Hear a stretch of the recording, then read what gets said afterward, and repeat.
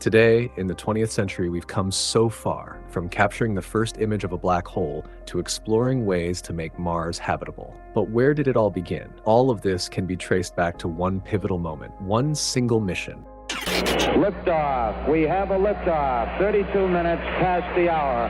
Liftoff on Apollo 11. The Apollo mission. In today's episode, we'll take you on a journey to uncover how this story began in The Birth of Apollo. In the late 1950s, during the height of the Cold War, two superpowers emerged, the United States and the Soviet Union, locked in a fierce battle for supremacy. Then the unexpected happened.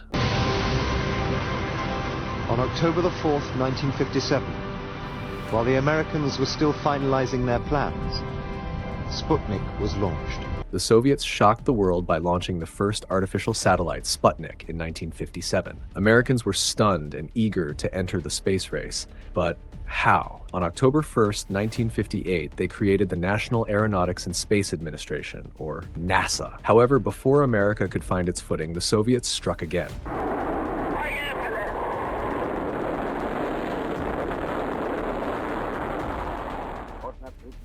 In 1961, Yuri Gagarin became the first human to orbit the Earth, further solidifying Soviet dominance in space. This was more than a technical achievement, it was a bold statement. The Soviet Union had claimed the lead in a new arena, the space race. The Americans were caught off guard, their sense of security shaken. Suddenly, the competition wasn't just about earthly dominance, it was about conquering outer space. At this point, the United States had nothing to match the Soviets. Even if they chose to send an astronaut to space, they'd still be playing catch-up. So the question loomed, what could the US do to leap ahead? On September 12, 1962, President John F. Kennedy declared a bold mission. We choose to go to the moon.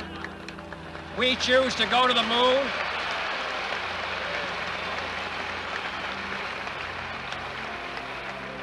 We choose to go to the moon in this decade and do the other things. Not because they are easy, but because they are hard.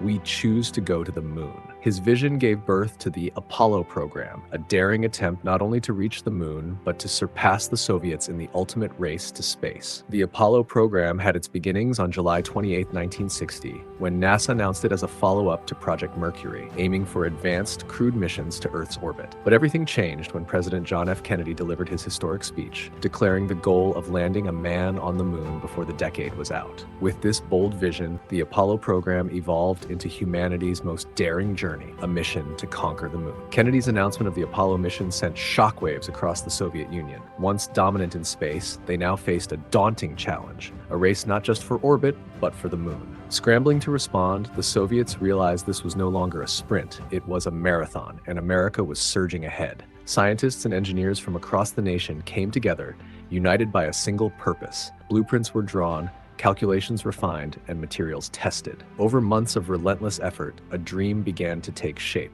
A spacecraft designed to carry humanity closer to the moon. Every piece of machinery, every wire, and every bolt was a step forward in an unprecedented journey. While NASA worked under the spotlight, inspiring a world captivated by the promise of the moon, the Soviets moved in shadows. Hidden behind veils of secrecy, with limited resources and immense pressure, they pursued their own lunar dreams. In clandestine facilities, engineers worked tirelessly, grappling with challenges both technical and human, driven by a singular goal: winning the space race. While NASA focused on their manned mission, the Soviets pushed ahead. In 1966, they achieved two monumental successes: Luna 9, the first spacecraft to make a soft landing on the moon, and Luna 10, the first to orbit it. These milestones intensified the pressure on NASA's scientists, igniting fears that the Soviets might win the ultimate race to the moon. The stakes were higher than ever, and time was not on their side. After months of relentless hard work, NASA was finally ready for Apollo 1. The mission had been meticulously planned, with 3 exceptional astronauts selected: Virgil Gus Grissom,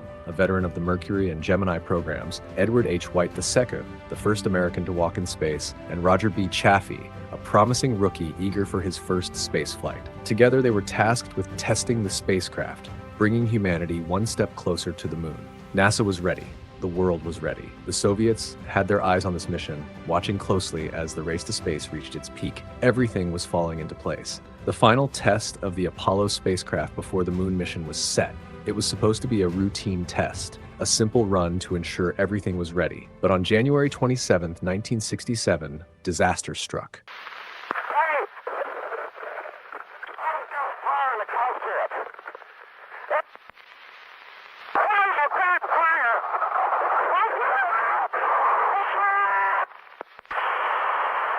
A catastrophic fire broke out in the pressurized cabin filled with pure oxygen. A spark from faulty electrical wiring ignited the highly flammable materials inside the capsule. The fire spread with terrifying speed, fueled by the oxygen-rich environment. Grissom, White, and Chaffee desperately tried to escape, but the hatch, designed to be airtight for launch, was nearly impossible to open from the inside. Within seconds, the fire consumed the cabin, and the crew was lost. The tragedy shocked the world. NASA was forced to confront the painful reality of critical safety flaws. The Apollo 1 tragedy echoed far beyond the walls of NASA. Across America, the loss of 3 brave astronauts was a devastating blow to a nation that had pinned its hopes on the Apollo program. The promise of reaching the moon, a dream that once felt within reach, now seemed fragile, perhaps even impossible. Public confidence in the space program wavered and questions arose. Was the race to the moon worth such a price? Even the Soviets, fierce rivals in the space race, were shaken by the tragedy. This was a fate no one wished upon even their enemies. Yet, while mourning the loss, they saw an opportunity. In the shadows of secrecy, their lunar ambitions pressed forward. Now, America faces a daunting challenge. They must rebuild confidence in the Apollo program, overcome the technological hurdles exposed by the tragedy, and restore faith, not only within their team, but among the public as well. And they must do it all in a race against time. The Soviets are pressing forward, and the window to claim victory in the space race is rapidly closing. How can they achieve this? What must they do? How will they move forward again? It all comes down to one question: how? If you enjoyed this video, don't forget to like, subscribe, and hit the notification bell so you won't miss the next episode. Let me know your thoughts in the comments below, and I'll see you in the next one.